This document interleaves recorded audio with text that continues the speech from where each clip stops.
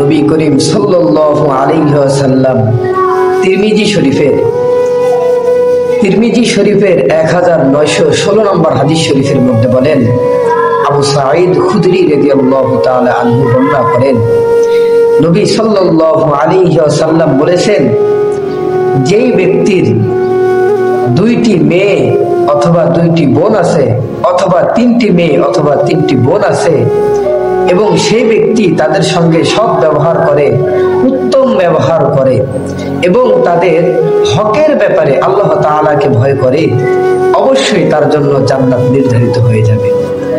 আজ একটা বিষয় লক্ষ্য করলে দেখা যায়, আমাদের সমাজে ম্যাক্সিমাম ভাই তাদের বোনদের সঙ্গে সম্পর্ক নেই। সংসার হয়ে গেলে তো আরোই আল্লাহর রহমতে বোনদের সঙ্গে একেবারেই সম্পর্ক নেই, সম্পর্ক বিচ্ছিন্ন। আবার অনেক বাবাও আছে এমন যে মেয়ের হক নষ্ট করে ছেলেকে দিচ্ছে, ছেলের হক নষ্ট করে মেয়েকে দিচ্ছে। এটা কখনো করা যাবে না। তবে এমনটা কম হয়, বেশি হয় যে ছেলের হক বেশি দিয়ে মেয়ের হক নষ্ট করা হচ্ছে। এটা কখনোই করা যাবে না, কারণ এটা নবী সাল্লাল্লাহু আলাইহি ওয়াসাল্লাম নিষেধ করেছেন যে তাদের হকের ব্যাপারে যে ব্যক্তি আল্লাহ তাআলাকে ভয় করবে, তাদের অধিকারের ব্যাপারে আল্লাহ রাব্বুল আলামিন তার জন্য জান্নাত নির্ধারণ করে রেখেছেন।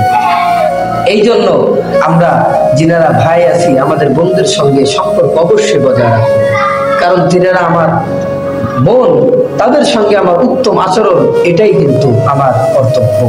এবং হাদিস শরীফে নবী সাল্লাল্লাহু আলাইহি ওয়াসাল্লাম এটাই বলেছেন।